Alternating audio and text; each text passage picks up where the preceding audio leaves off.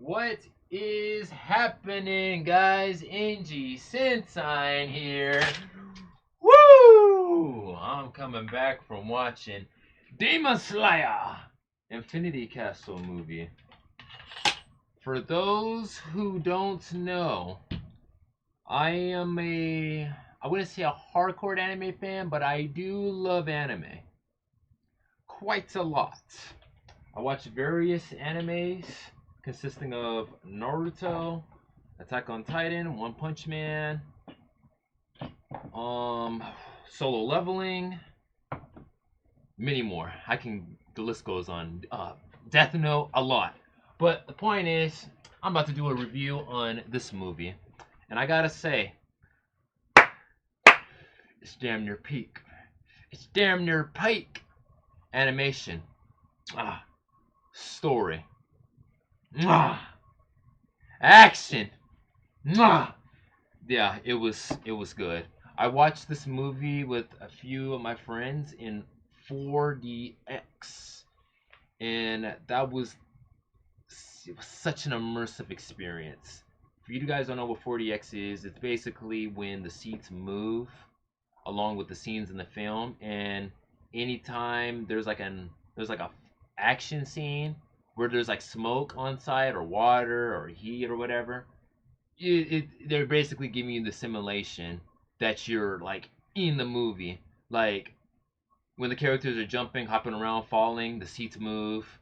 When there's like a little bit of a water scene, a little bit of water will splash on you, but it's not a lot. It's like a water spray. It's not like no water ride at like Disneyland or the Jurassic World ride at Universal Studios. It's not like that. It's not like that.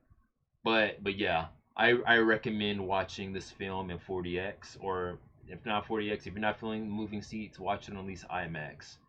You would get your money's worth in, because I already know how expensive movies are in theaters, so I don't blame people for wanting to watch it like in standard. Yeah, you guys can do whatever you guys want with your money. But yeah, let's get into the review. This is gonna be a spoiler free review on this film, and from the beginning, it immediately picks up right after the Hashira training arc. Yeah, there we go. It picks up right after the Hashira training arc, which, if you guys don't already know, I'm just gonna spoil this part. But at the end of that arc, Muzan Kabutoji sends all the Hashiras down to his Infinity Castle, and this is basically when you know, this is when what the film is based off of. It's them continuing the story. So it's in the beginning, it literally picks up right from the beginning. I was hooked all the way through. There wasn't a moment. Well, no, I can't say that. There were maybe like a few moments where I did find myself dozing off a little bit, but those were during the flashback sequences, which, most animes tend to do that. But, you know, they weren't bad by all means. They're there for the emotional factor to make you feel bad and sympathize with the characters. I understand why they're there. Um, but yeah, in the beginning, it picks up. It immediately picks up with action after action. Um, Without spoiling the order of the fights in the film, I'm just gonna say that there are, I believe, yeah, there are three big fights in the film. You know what? I think I can say it because if you guys are already watching this video, I'm pretty sure you've seen the trailers, which it showed off Zenitsu versus Kaigo. If I pronounce his name right, hold on, let me see.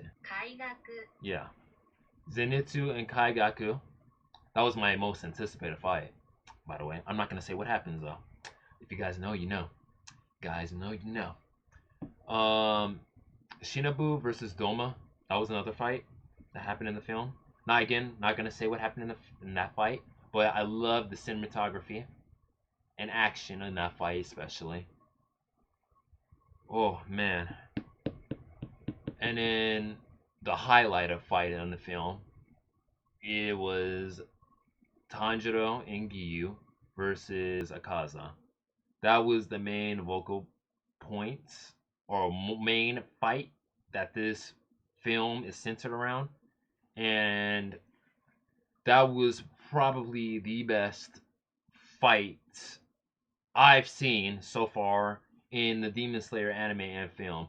I'm already caught up. Like, I already know what happens in the manga because I read the manga during 2020. So this film adaptation just, whew, it blew it right out of the park. It blew it right out of the park. I loved it. I loved it all the way through.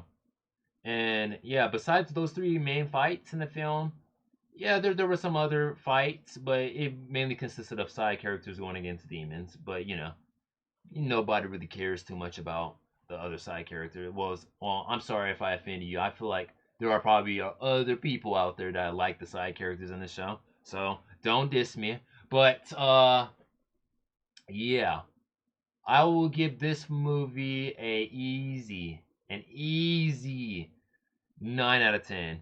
I had heard that IGN gave this film a 6 out of 10 because of its poor pacing, which, I mean, what do they expect? It's an anime film. They're gonna have a lot of backstory sequences back to back.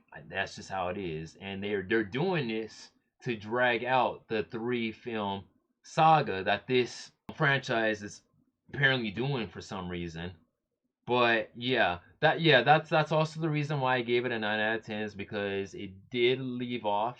It did end in a cliffhanger, which I am not a fan of cliffhangers personally.